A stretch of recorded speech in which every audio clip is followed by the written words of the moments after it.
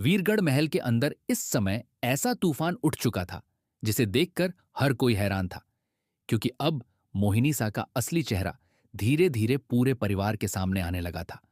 और दूसरी तरफ रिमझिम अपने परिवार को बचाने के लिए हर हद पार कर रही थी।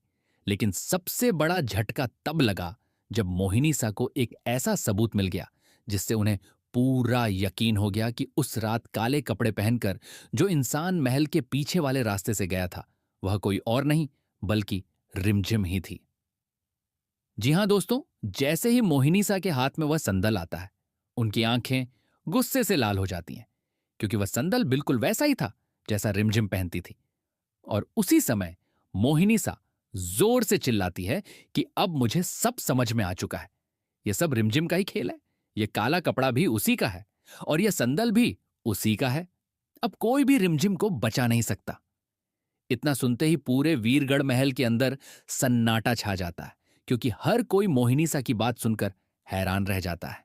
लेकिन तभी वहां अमायरा आ जाती है और अमायरा तुरंत रिमझिम के सामने खड़ी हो जाती है और कहती है कि नहीं बड़ी मां, आप गलत सोच रही हैं। रिमझिम ऐसा कभी नहीं कर सकती।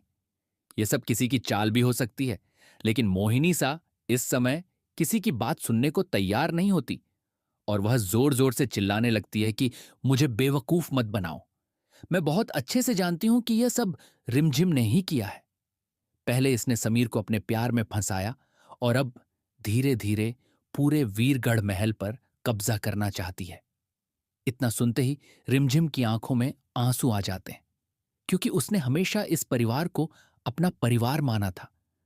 लेकिन आज उसी पर इतने बड़े इल्जाम लगाए जा रहे थे। तभी समीर भी वहां पहुंच जाता है और वह पूछता है कि आखिर यहां क्या हो रहा है। तब मोहिनी सा गुस्से में समीर को वह संदल दिखाती है और कहती है कि देखो समीर, यह संदल रिमझिम का है और यह काला कपड़ा भी उसी का है। अब तो तुम्हें यकीन हो गया होगा कि रिमझिम ही इस सबके पीछे है। लेकिन समीर इस समय शांत रहता है और वह रिमझिम की तरफ देखता है। रिमझिम रोते हुए कहती है कि मैंने कुछ नहीं किया, मुझ पर भरोसा करो। लेकिन मोहिनी सा फिर से चिल्लाने लगती है और कहती है कि यह लड़की बहुत बड़ी चालबाज है। यह हमेशा रोकर सबको बेवकूफ बनाती है।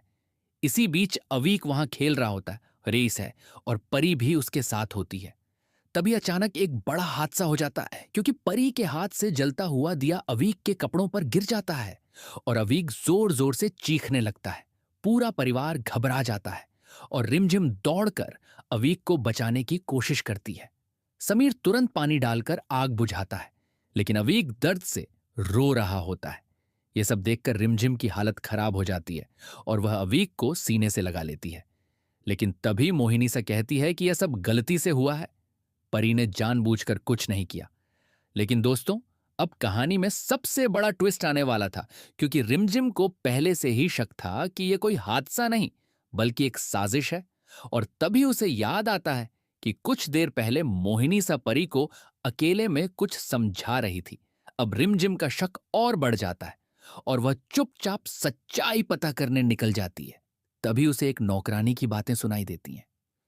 नौकरानी दूसरी नौकरानी से कह रही होती है कि मुझे तो बहुत डर लग रहा है। अगर सच सबके सामने आ गया तो बहुत बड़ा तूफान आ जाएगा, क्योंकि मैंने अपनी आंखों से देखा था कि मोहिनी सा ने ही परी के हाथ में वह जलता दिया पकड़ाकर कहा था कि इसे अवीक के पास लेकर जाओ। इतना सुनते ही रिमझिम के पैरों तले जमीन खिसक जाती है, क्योंकि अब उसे समझ में आ जाता है कि मोहिनी सा ने जानबूझकर अवीक को नुकसान पहुंचाने की कोशिश की थी। रिमझिम की आंखों में गुस्सा भर जाता है और वह तुरंत समीर के पास जाती है। उस समय समीर अवीक के पास बैठा होता है और उसे संभाल रहा होता है। तभी रिमझिम गुस्से में कहती है कि अब बहुत हो चुका समीर, तुम्हें सच जानना ही होगा। यह कोई हादसा नहीं था। मोहिनी सा ने जानबूझकर परी के हाथ से अवीक को जलवाया है। इतना सुनते ही समीर चौंक जाता है और कहता है कि तुम क्या बोल रही हो रिमझिम। तब रिमझिम सारी बात बता देती है और कहती है कि मैंने सब सुन लिया है। मोहिनी सा अवीक को नुकसान पहुंचाना चाहती थी ताकि सारा इल्जाम मेरे ऊपर आ जाए। इतना सुनते ही समीर की आंखों में गुस्सा भर जाता है, क्योंकि उसे यकीन नहीं हो रहा था कि मोहिनी सा इतनी नीचे गिर सकती है। वह तुरंत गुस्से में मोहिनी सा के कमरे में पहुंचता है और जोर से दरवाजा खोल देता है।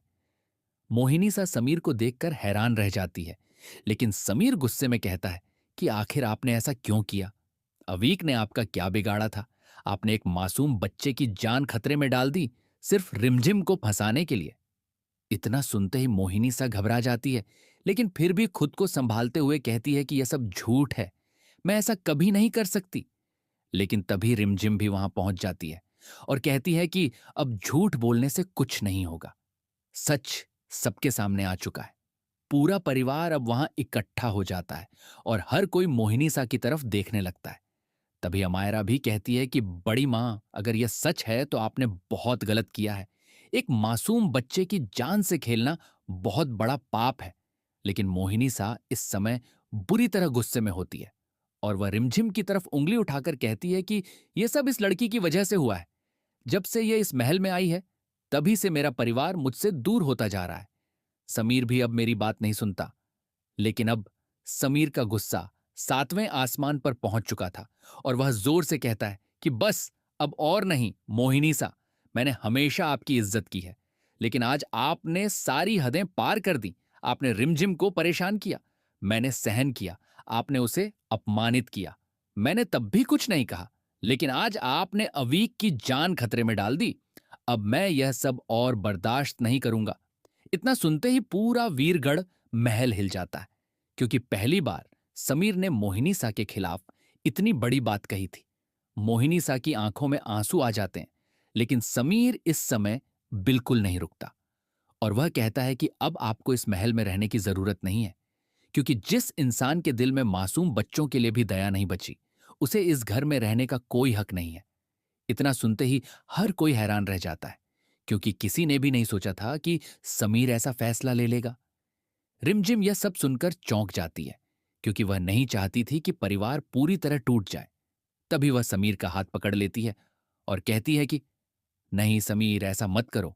चाहे मोहिनी सा ने गलती की हो, लेकिन उन्हें इस उम्र में घर से निकालना ठीक नहीं होगा।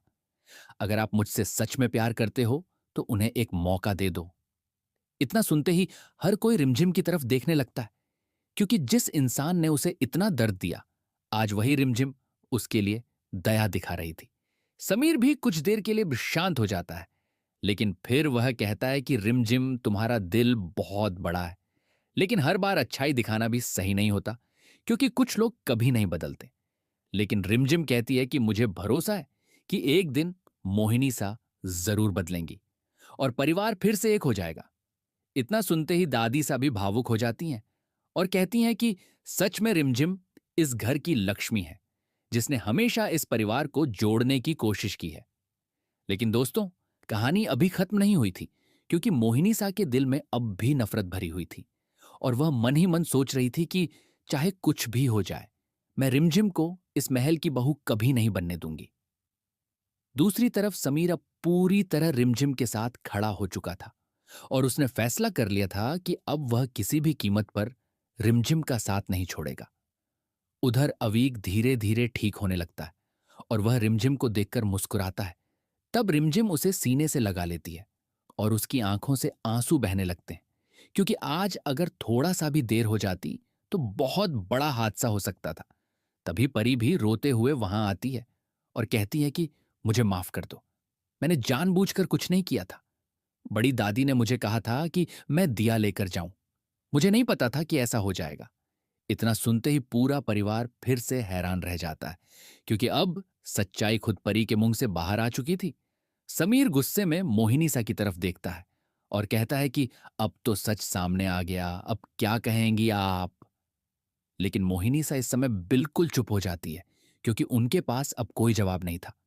तभी रिमझिम आगे बढ़ती है और परी को गले लगा लेती है और कहती है कि इसमें तुम्हारी कोई गलती नहीं है, तुम अब भी बच्ची हो। इतना सुनते ही हर किसी की आंखें नम हो जाती हैं।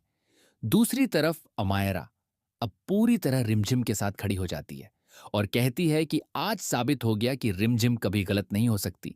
उसने हमेशा इस परिवार के लिए ही सोचा है। लेकिन मोहिनी सा अपनी नफरत में